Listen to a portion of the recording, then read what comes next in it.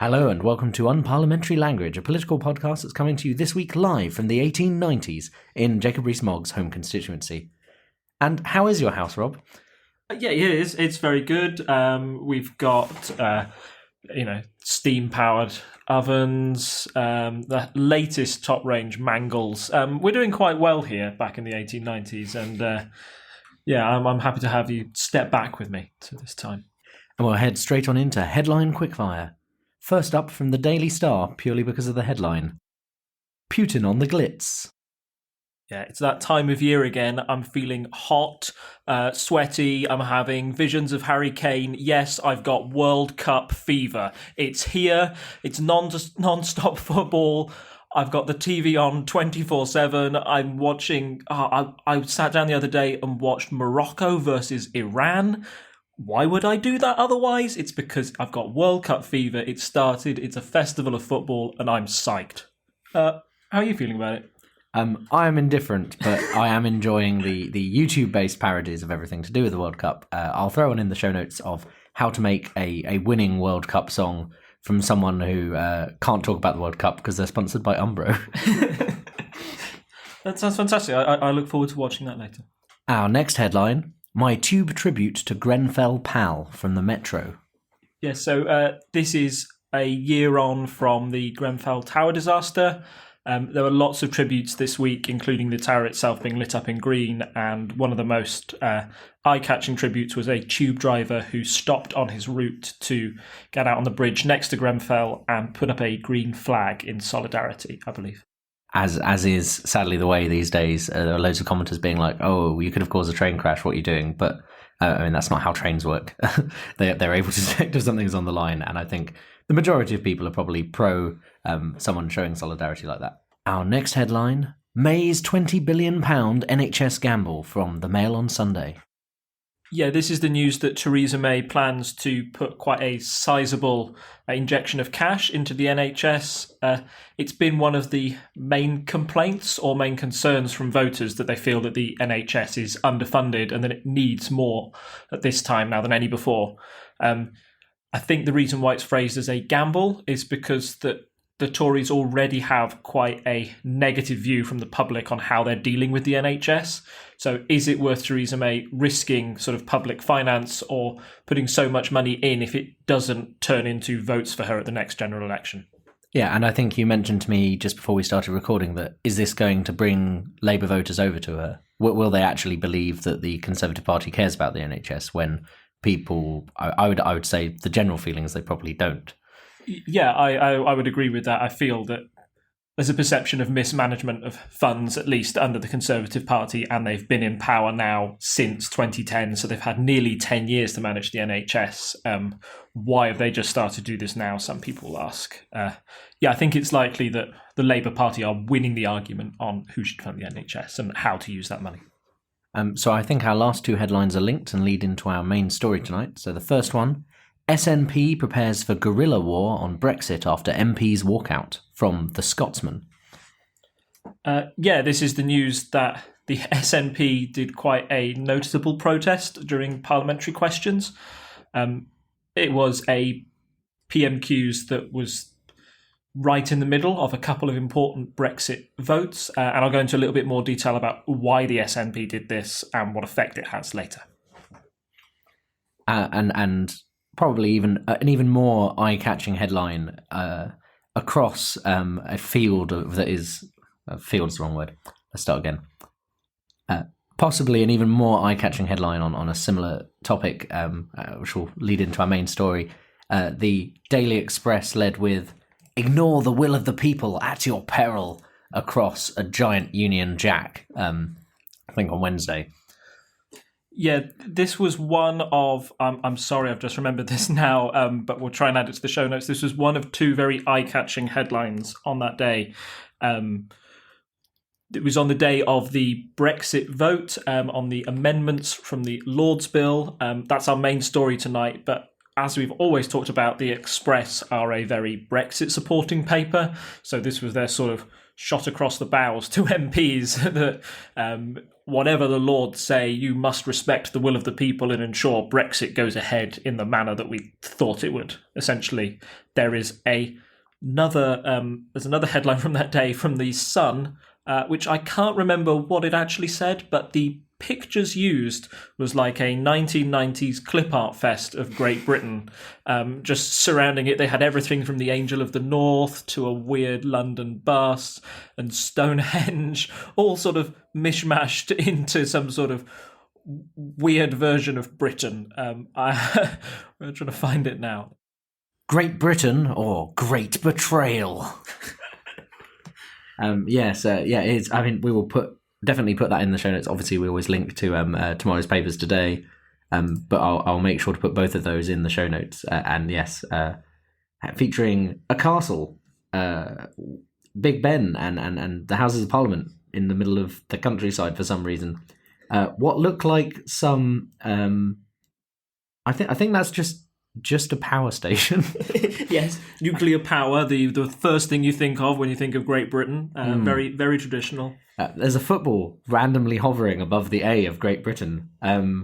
There's the Red Arrows, and there is the Angel of the North, and a roller coaster. Is that supposed to be Thorpe Park? I'm not sure. There's definitely the Shard right next to the right of Britain, poking out like its big Mordor Tower-esque features. It looks even more like the Eye of Sauron should be on top of it when put in a big field surrounded by all those monuments. So the Sun once again hitting out the park with the news graphics there. So as Rob has alluded to, this is leading into our main story of the night. So Brexit again, and the votes we've had in Parliament this week. So would you like to fill us on well, let's start big picture. We know what Brexit is. I don't think we need to reiterate what that is again, but why are these votes happening? You mentioned the Lords. What exactly is going on? Yeah.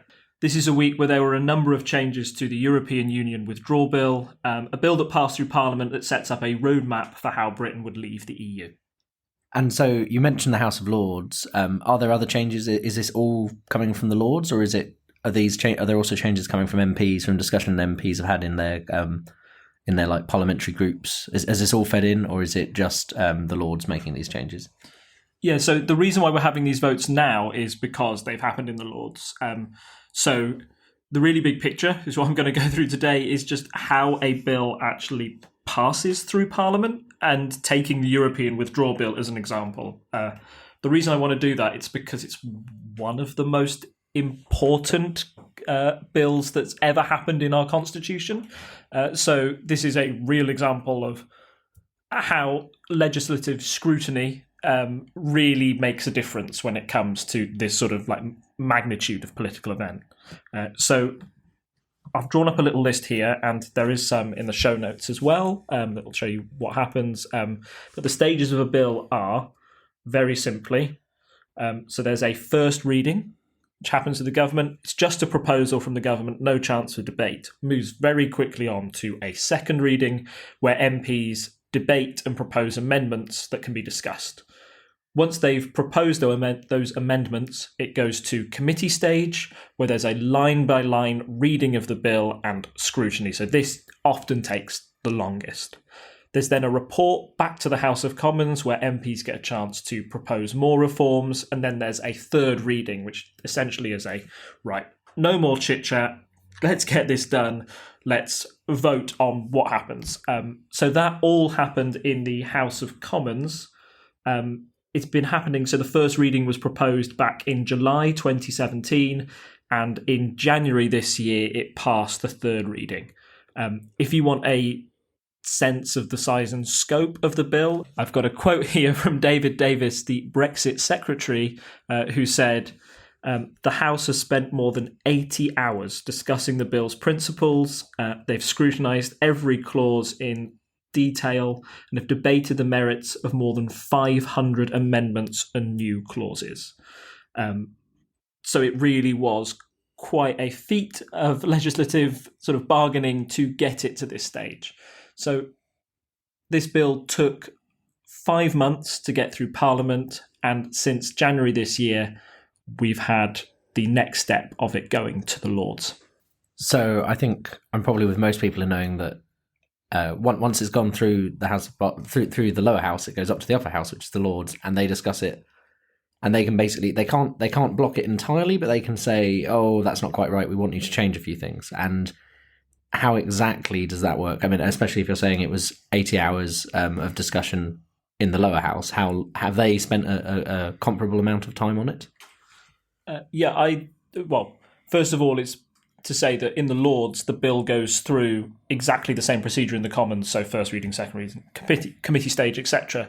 But when I looked at Parliament's website and compared the two, it appeared that the Lords had done even more scrutiny in certain stages. So in the committee stage, for example, the Commons had 8 sittings over 1.5 months, where the Lords had 11 sittings over 2 months.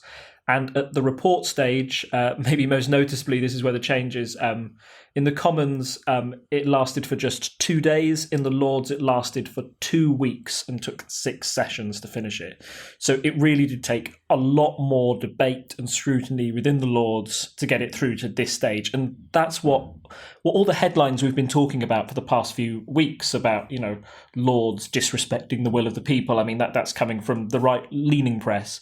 But that's what they were talking about. It's because the Lords were taking so long and were adding so many of their own amendments to a bill that had already taken months of Parliament discussion to get through.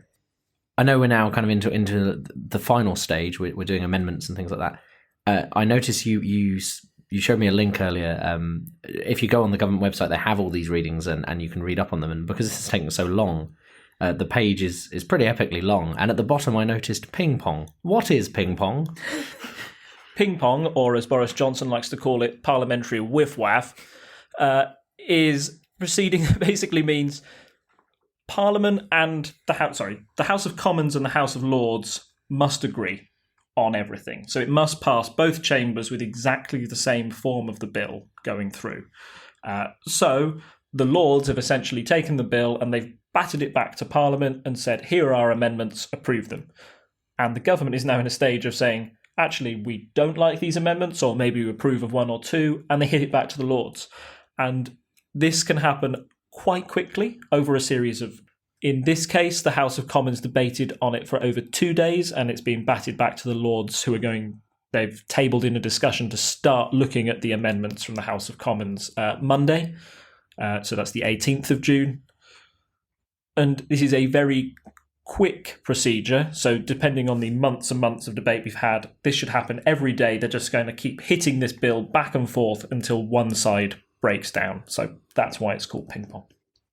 Right. So on the topic of amendments and ping pong, what kind of amendments are being proposed by both sides? What are the government trying to get through? What do the opposition care about? And how is that being reflected in the Lords? Because am I right in saying the House of Lords is more Lib Dem and Labour leaning at the moment because we've had a Labour government for long. We'd had a Labour government for longer than we've had a Conservative government. So there just happen to be more Labour peers at the moment.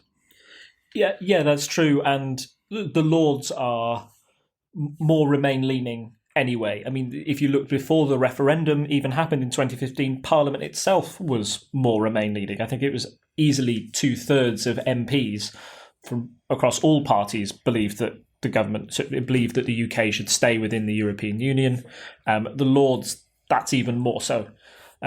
So the type of things that the Lords proposed were, most notably, was that there should be, the terms of a final deal with the European Union. Parliament should be sovereign on that, and they should be able to vote on whether they agree with the deal or not.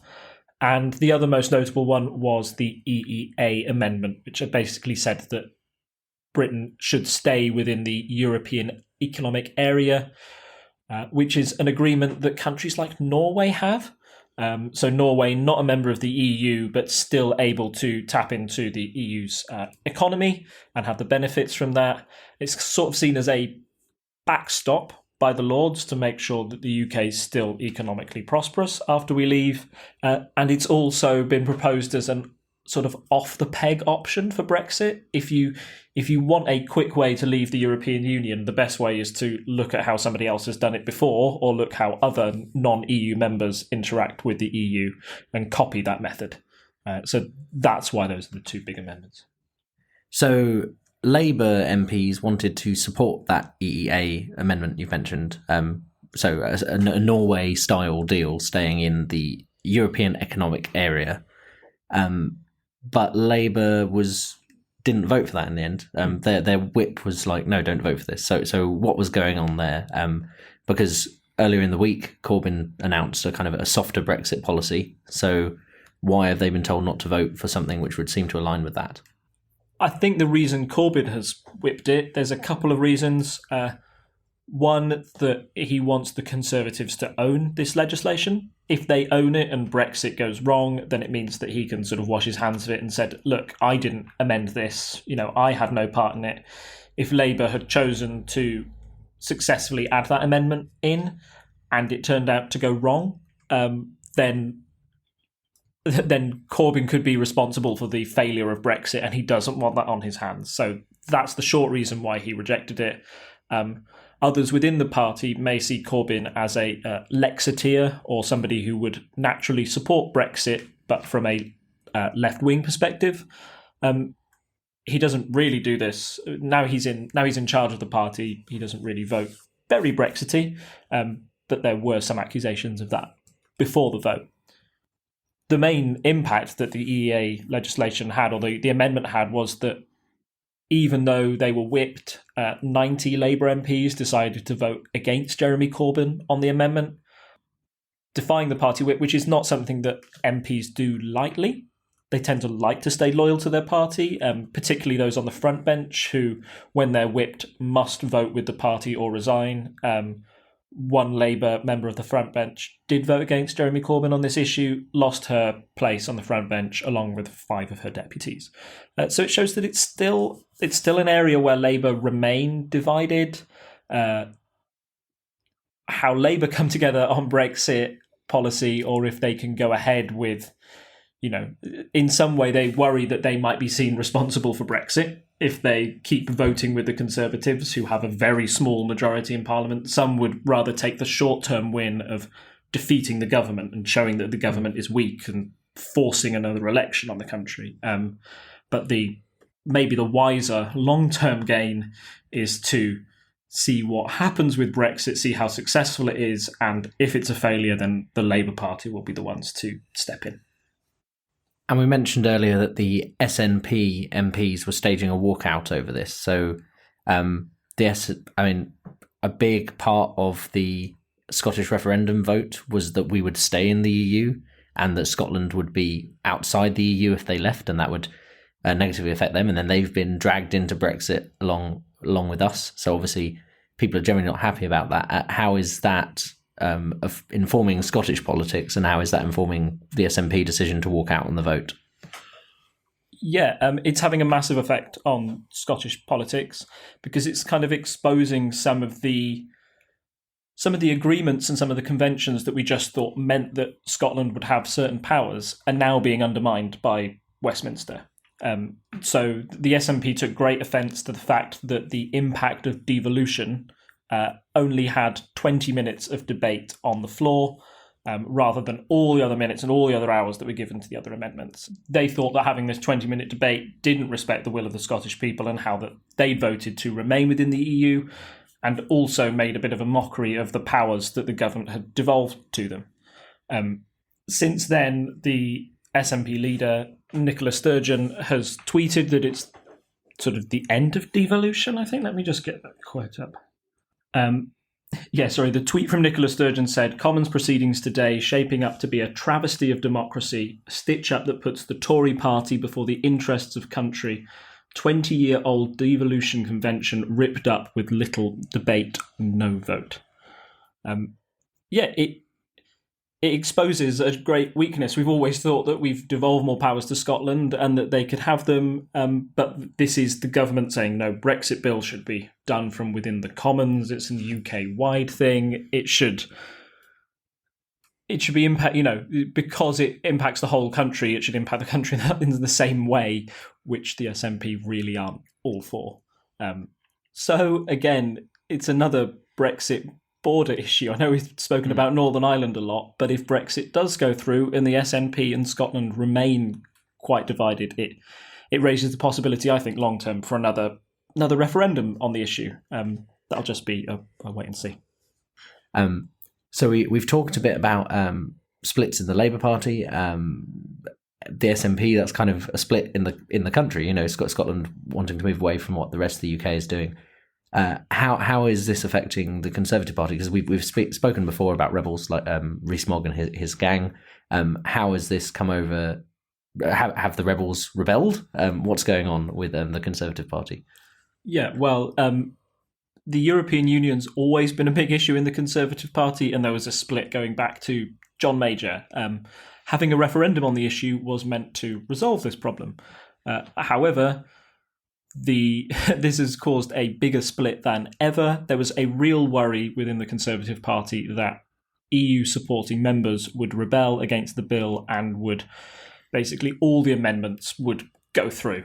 The way this was avoided was by Theresa May essentially saying that the rebels would be allowed a say on the final deal. So the big fear of Remainers and of MPs in general is that we'll be left with this deal or no deal option. Theresa May said it before that no deal is better than a bad deal. Remain MPs respectfully disagree with that assessment and say that the no deal scenario would be potentially catastrophic. If you have no deal, essentially, airplanes might not be able to fly to Europe the next day because you have no agreement on anything whatsoever.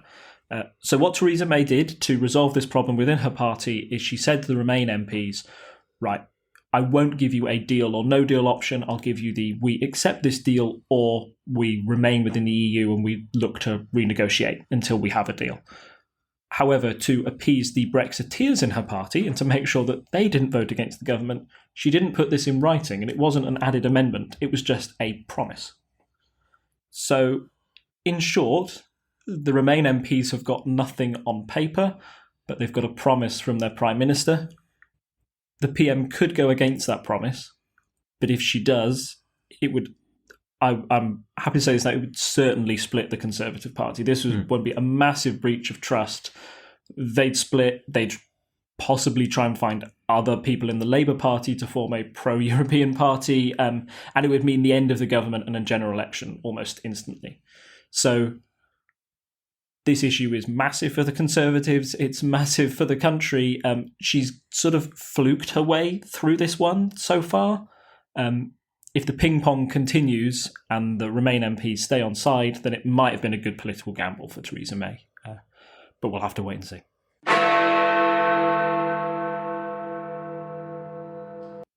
For all of you listening to this podcast on an Android device, do us a favour and give the Podcast Republic app a try. If you've been listening on the website up until now, this app allows you to get all of your favourite podcasts directly on your Android device.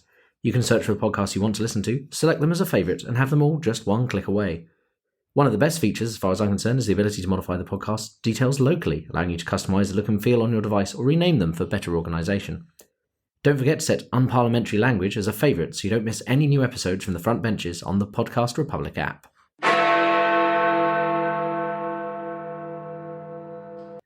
And now on to our quick polls update. Yeah, so the polls have remained fairly steady since last time, apart from, if you look at the 5th of June, YouGov puts the Conservatives on a massive net +7 gain, which is far bigger than any of the ones we've seen so far. The Conservatives have slowly edged ahead of Labour, and they seem to be cementing that lead, despite all of these Brexit problems going on, or at least the possibility of embarrassment. I think Theresa May being able to avoid embarrassment in the Commons has helped that. I don't quite know why Labour have stayed in the doldrums so much. I think it's a bit... Have you got any ideas about why it might be trending that way? I mean, I'm not sure myself, but looking at the graph, it seems like Labour lost a little bit of momentum and have kind of stayed flat. So Labour aren't losing anyone, but Conservatives seem to be increasing. And then if you look at the lower end of the graph, the Lib Dems have dropped off since May, as have UKIP. There's been a slight raise in the Greens. So I think it's probably just some voters who maybe wanted to show how they felt at an election are now returning to form. especially if there are UKIP voters who saw how bad UKIP did in the elections, who are now going back to the Conservatives. So when doing these polls, it just looks like the Conservatives are gaining when Labour's staying flat. Since May, I think that is at least flat for Labour. Yeah, I'd say there's a fair assessment there. Actually, you looking at that UKIP figure makes more sense of that polling number for me. It hasn't gone down a lot, but I think even the most hardened UKIP supporter might feel that their party's dead after the local elections, and the natural party for them to return to would be the Conservatives. So that might be giving them a small boost in comparison to Labour. And welcome to our new regular feature, Political Deathmatch. So we've covered a lot of really important issues, and I think this is one of the most important I'm going to have to bring to you. So we've had the meeting of the G7 leaders. We've had Trump and Kim get on. But the real question everybody wants to know is who would win in a fight between all the leaders of the G7. So I've come up with a couple of scenarios because, for one, I think Putin is obviously OP. Okay, Putin's just going to win. So my first matchup is going to be Putin with Angela Merkel's arms or Angela Merkel with Putin's arms.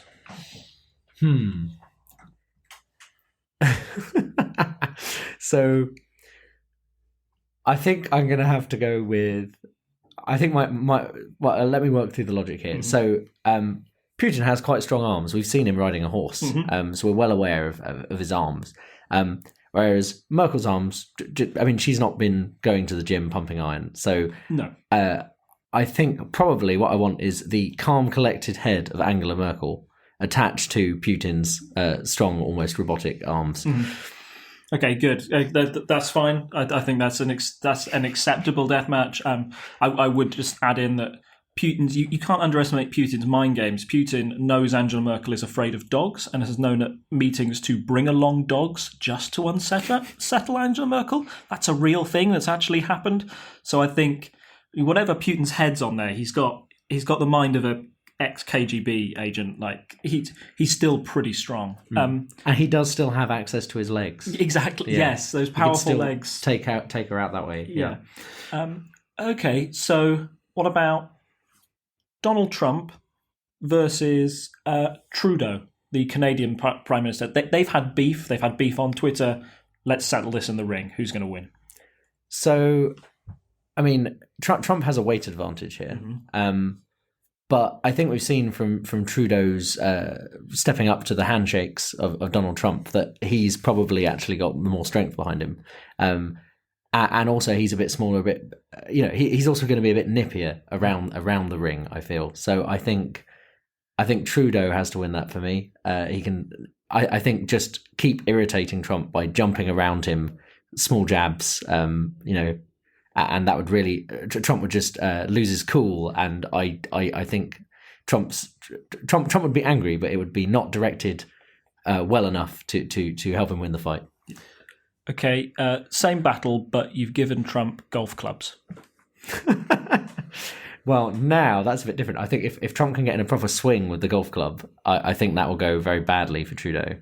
Yeah. I think that probably tips it in his balance. Okay, fantastic. Yeah, and finally, let's take it away from the G7 and maybe closer to home and across the pond. Who would win out of a fight between Jeremy Corbyn and Bernie Sanders? So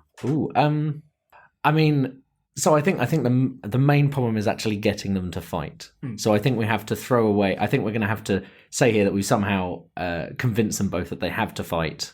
Maybe someone's going to kill a puppy if they don't, or something. Maybe jam is at stake, something like that. So let's just take it as read that we've got them to agree to fight. Yeah, like Bernie's insulted the size of Corbyn's marrow. Yeah, something like that. It's something that's really going to rile him. Yeah. So I think we have to take that as read, because otherwise I feel they both be like, oh, we're not really up for this, but Bernie might go in for the fight a bit more than Corbyn. I'm not sure. I don't know anything about Bernie Sanders' physical prowess, really. Mm-hmm. I've seen him. I've seen a few clips of him giving speeches, and he comes over as he can come over a bit more aggressive in those speeches, more of an orator than orator. How do you say that word? Shepard, Yeah. good speaker. Yeah. Good speak person. Good speak person. So more of an orator than Corbyn tends to be. Corbyn is a bit more quiet and subdued in his speech, but I think if things are really on the line, Corbyn's been down to Glastonbury, like get some mud on the field, and Corbyn, he knows his way around an allotment, and I think that would probably give him the edge, especially if we're doing like a mud wrestling or something like that. So I think I might just settle with Corbyn, but I think that's a tough one to call. Yeah, no, that's fine. I think Corbyn, maybe trowel in hand over Bernie Sanders, just a quick back slap to the face. I think we'll have to submit that idea to Jim or paint it. Oh, definitely. Definitely. And listeners out there, if you're interested in, if you want to come up with your own political death match, send your examples in and we'll break them down. Yeah, definitely. Comment them on the website or on Reddit, or we'll give you all the links at the end as always. Actually, we are kind of at the end. So yes, So two things really. If you enjoyed our new regular feature, Political Deathmatch, then give us some suggestions to discuss. So either put comments on the website at parliamentary.observer, our new URL that we're very fond of, or you can of course go to Reddit/unparliamentary or tweet at us at unparlpodcast, and of course you can also find us on Facebook at /unparliamentary language, and that will be as always, these links will be in the show notes. You can find us on patreon.com/TTSS, where you can support the podcast and help us get Rob a new microphone so he can sound as nice as he does today when I've got mine with me. And also, yes, I hope you liked a bit. We had a bit there of the kind of idea that we might be going with over summer during silly season. We had a bit of a discussion of how Parliament works, and I think we're going to try and do some longer form episodes on that, a bit more in depth. A bit different from these episodes when it comes to summer, and those will be released as like specials. So if anyone has any suggestions relating to that, please let us know. And I think it's goodbye from me. And it's goodbye from him. Bye. Bye. Bye.